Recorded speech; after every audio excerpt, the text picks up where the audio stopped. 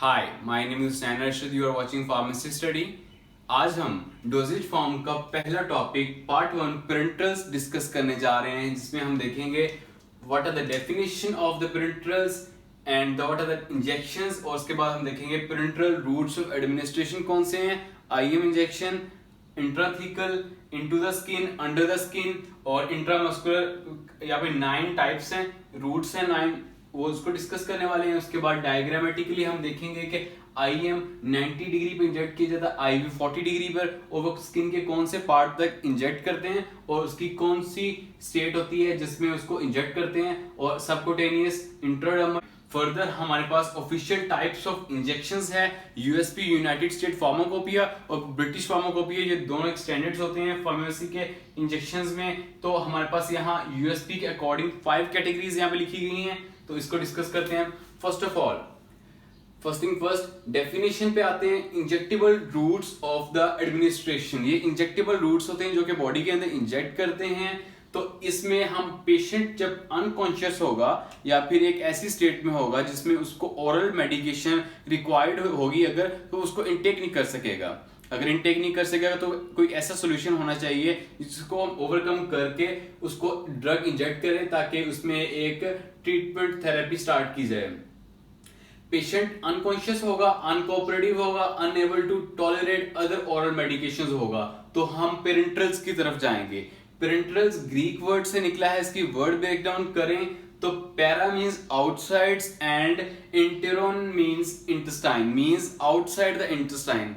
As we already know that some oral medications like omeprazole or any beta blocker like propranolol, ये जो सब medications होती हैं ये फर्स्ट पास हेपेटिक मेटाबॉलिज्म को ओवरकम करने के बाद ये ब्लड के अंदर एंटर होती हैं, जबकि यहाँ पर ऐसा नहीं होता। यहाँ पर direct into the blood he inject की जाती हैं और यहाँ पर कोई भी ऐसा मैकेनिज्म नहीं होता जिसके जरिए स्लो हो जाएं या फिर इनका कोई भी हिंड्रेंस इनके पास नहीं होती। तो ये fastest route of the administration for the drug API हैं। तो अगर इनको चूज कर रहे होंगे पेरेंटल्स को, तो यहाँ पर साइड इफेक्ट्स भी इंक्रीज कर सकते हैं। Injections, sterile pyrogen free intended to be administered parenterally.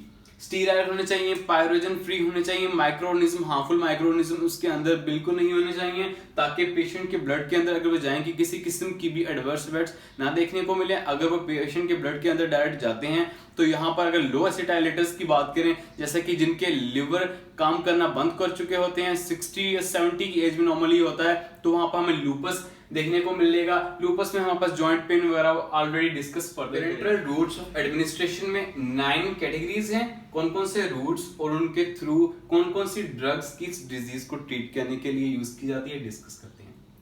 Joints में इंट्रा आर्टिकुलर ऑस्टियोआर्थराइटिस को ट्रीट करने के लिए पेशेंट्स में, इन पेशेंट्स में जॉइंट में इंट्रा आर्टिकुलर पेशेंट में लगाएंगे इंजेक्शन।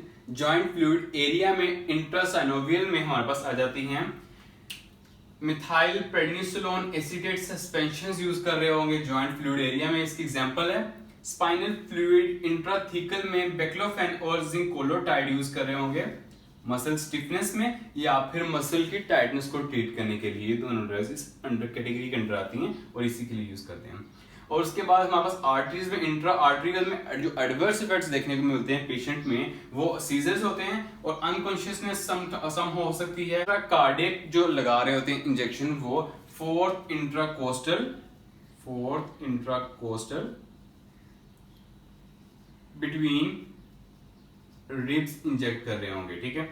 उसके बाद मोस्टली वेन में लगाते हैं इंजेक्शन जिसको आईवी कहते हैं, और मोस्टली मस्कुलर में लगाते हैं जिसको आईएम कहते हैं। Both these categories come under the category of the antibiotic, broad spectrum antibiotics use कर रहे होंगे इसमें, जैसे कि यहाँ पर वेंकोमाइसिन या फिर जेंटामाइसिन के इंजेक्शंस आईवी के थ्रू लगाए जाते हैं, जबकि पेनिसिलिन या फिर स्ट्रेप्टोमाइसिन के इंजेक्शंस इस कैटेगरी के अंदर लगाएंगे। पेनिसिलिन यहाँ पे आ गया और यहाँ पर आ गया जेंटामाइसिन इस कैटेगरी के अंदर आ गया। और further we have the diagram में देखें इंट्रामस्कुलर 90 डिग्री के अंदर इंजेक्ट कर रहे हैं पेशेंट की स्किन के अंदर।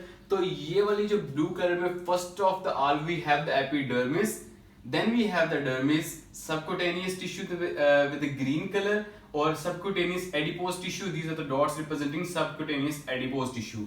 Further we have muscle and vein, intramuscular as name already indicates, muscular muscle और वेन्स के अंदर ही इंजेक्ट कर रहे होंगे। 90 डिग्री के अंदर इंजेक्ट करना है, इसके पास करके मसल और वेन तक पहुंचना है, और उसके बाद यहाँ पर सबकुटेनियस टिश्यू ही आ जाता है, तो सबकुटेनियस 25 डिग्री सबकुटेनियस के अंदर जाएगा, 25 डिग्री होगा। IV 45 as already we have discuss that V means vein, तो ये वेन को रिप्रेजेंट कर रहा होगा, तो ये वेन के अंदर एंटर करेंगे। यहाँ पर एक वेन है रेड कलर की दिखाई गई, तो ये वेन के अंदर इंजेक्ट कर रहे हैं।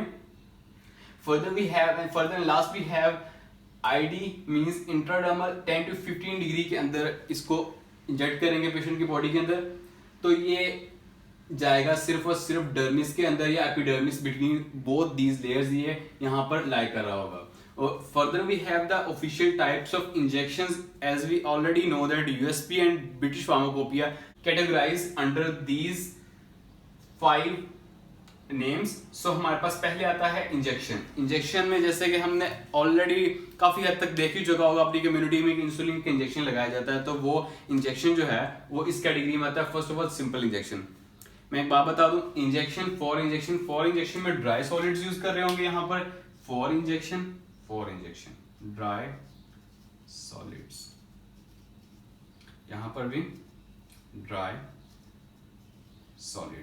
ड्राई सॉलिड्स यहाँ पर भी यूज कर रहे होंगे, यहाँ पर भी यूज कर रहे होंगे, जबकि injectable emulsions, injectable suspensions and for injectable suspensions ये आ जाएगा।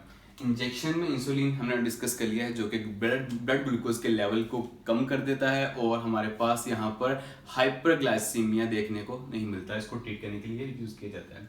ये लिक्विड प्रिपरेशंस होती हैं जिसके अंदर ड्रग सब्सटेंस API जो है सोल्यूशन की फॉर्म में समहाउ वो उसको उसमें इंजेक्ट किया होता है या फिर उसमें मिक्स किया होता है।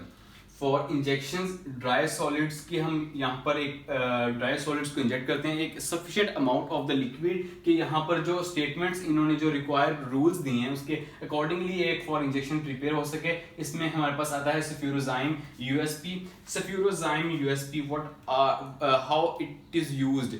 तो ये हमारे पास various class of the antibiotics के तौर पर यूज होता है।